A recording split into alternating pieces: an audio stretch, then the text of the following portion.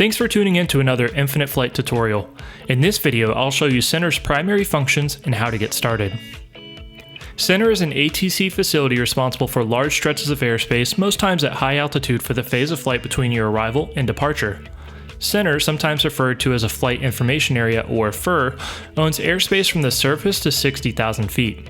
However, in areas with an active approach facility, their vertical jurisdiction ends at 18,000 feet, which belongs to approach, while still covering the surface around approach's lateral boundary like you see here.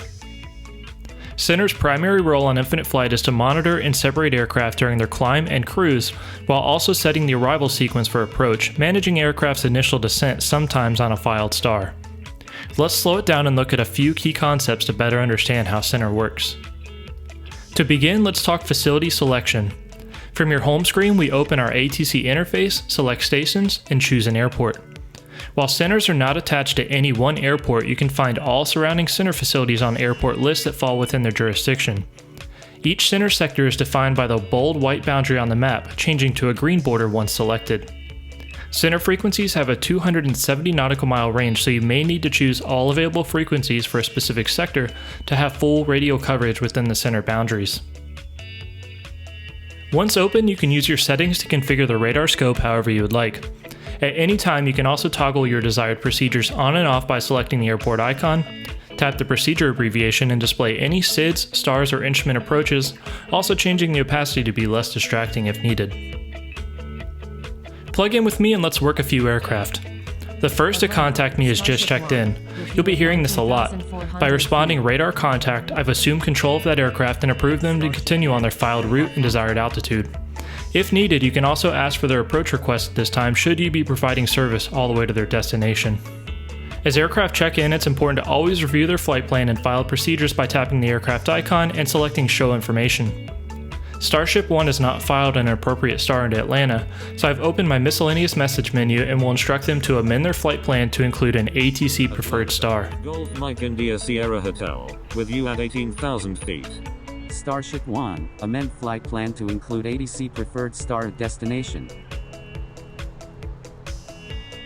Golf Mike India Sierra Hotel, radar contact. As Starship 1 begins to join the Aussie 1 arrival with their newly amended flight plan, I've noticed a potential conflict. To ensure the two aircraft remain separated and don't converge, I've given the number 1 aircraft a 10-knot speed increase. Speed control is always the preferred method of separation on center when aircraft are in line. When hundreds of miles from their destination, even a small vector can result in a big delay. Along with managing the initial descent, center will also encounter many overflights. November 9er, Mike Alpha Romeo Charlie is eastbound en route to Shaw Air Force Base. Like before, to continue following their flight plan, they'll simply check in and establish radar contact. Many overflights may not check in and will be in the away state indicated by the orange dot on their flight progress strip. Conflicts with away aircraft at a reasonable cruising altitude should be assumed unintentional. We've covered inbounds and overflights, but what about departures? As Texan Air 224 climbs into my airspace, they only need to check in to continue their filed flight plan. We may issue alternate instructions at any time based on traffic, terrain, and more, following up with continue as filed once permitted to rejoin their flight plan. In this case, I've quickly checked Texan's outbound flight plan and see it won't be a factor with my 2 Aussie 1 arrivals.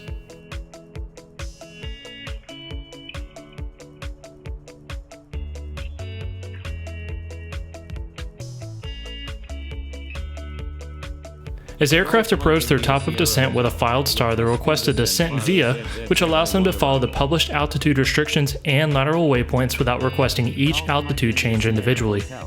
A descent via may be denied if traffic dictates, and we then need to provide all altitude changes ourselves. As our aircraft descend via the Aussie 1 arrival, they're descending into approach's airspace. With no conflicts present, I issue a frequency change allowing them to establish contact before reaching flight level 180. We'll do the same for Starship 1 shortly after they begin their descent. While approach owns flight level 180 and below in the airport vicinity, you may still encounter aircraft low level outside of their lateral boundary. Remember, we own surface to 60,000 feet outside of approach's airspace. Mike Alpha Golf India Charlie is requesting radar vectors to Alpha Hotel November, so with a quick heading and altitude, they're on their way. Requesting radar vectors to Athens Pen. Magic, expect vectors to Athens bend. Roger, Magic. The reminder tool is a fantastic aid for aircraft operating outside of your primary airport.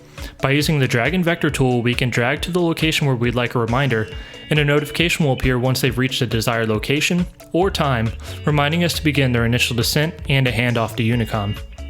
The last thing we'll do is hand off November 9er, Mike Alpha Romeo Charlie to approach as they cruise at 16,000 feet. Remember, airspace is 3D. Though they're in our jurisdiction, they'll soon enter approach's vertical boundary.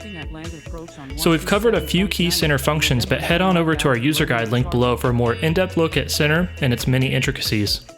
If you found this helpful, leave us a like and be sure you subscribe to the channel. You can also follow us on social media to stay up to date on the latest and greatest. I'll see you next time.